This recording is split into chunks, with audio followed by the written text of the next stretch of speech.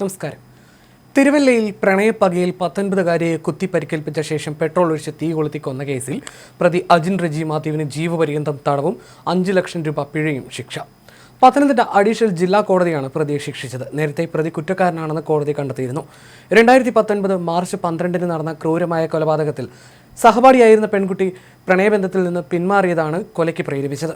2019 March 12-ന് തിരുവല്ലയിലെ ചിലങ്ക ജംഗ്ഷനിൽ വെച്ചാണ് നാടിനെ നടുക്കിയ സംഭവം അരങ്ങേറിയത്. ഹയർ സെക്കൻഡറി വിദ്യാഭ്യാസം മുതൽ പ്രണയത്തിലായിരുന്ന കവിതയും പ്രതി അജിനും തമ്മിലുള്ള ബന്ധത്തിൽ വിള്ളൽ വീണതിനെ തുടർന്ന് അജിൻ കവിതയെ വഴിയിൽ തടഞ്ഞു നിർത്തി ക്രൂരമായി ആക്രമിക്കുകയായിരുന്നു. കവിത റോഡിലൂടെ നടന്നു വരികയായിരുന്നപ്പോൾ അജിൻ അവരെ തടഞ്ഞു നിർത്തി സംസാരിക്കുന്നതിനിടയിൽ കയ്യിൽ കരുതിയിരുന്ന കത്തി ഉപയോഗിച്ച് വയറ്റിൽ കുത്തി വീഴ്ത്തി.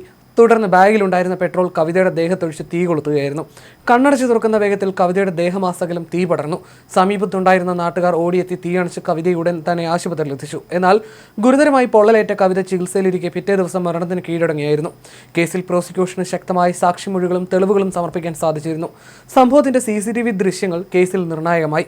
ദൃശ്യങ്ങളിൽ കവിതയെ തടഞ്ഞു നിർത്തി ആക്രമിക്കുന്നതും പെട്രോൾ ഒഴിച്ച് തീ കൊളുത്തുന്നതും വ്യക്തമായി പതിഞ്ഞിരുന്നു. പ്രതിയുടെ മൊഴികളും സാഹചര്യ തെളിവുകളും കോടതിയിൽ സമർപ്പിക്കപ്പെട്ടതോടെ അജിൻ കുറ്റക്കാരനാണെന്ന് കോടതി കണ്ടെത്തുകയായിരുന്നു. കവിതയെ കൊലപ്പെടുത്തിയ ശേഷം ആത്മഹത്യ ചെയ്യാനായിരുന്നു പ്രതി അജിന്റെ ഉദ്ദേശമെന്നും സൂചനകളുണ്ടായിരുന്നു. കൊലപാതകത്തിന് ആവശ്യമായ കത്തിയും പെട്രോളും കയറും പ്രതി കയ്യിൽ കരുതിയിരുന്നു. പ്രണയബന്ധത്തിൽ നിന്ന് കവിത പിന്മാറിയെന്ന സംശയമാണ് ക്രൂരകൃത്യത്തിലേക്ക് അജിനെ നയിച്ചതെന്നായിരുന്നു പ്രാഥമിക വിവരങ്ങൾ.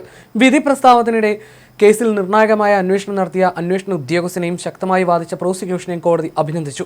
ഇത്തരം സംഭവങ്ങൾ സമൂഹത്തിൽ ആവർത്തിക്കാതിരിക്കാൻ ഇത്തരം ശിക്ഷകൾക്ക് പ്രാധാന്യമുണ്ടെന്നും വിലയിരുത്തപ്പെടുന്നു.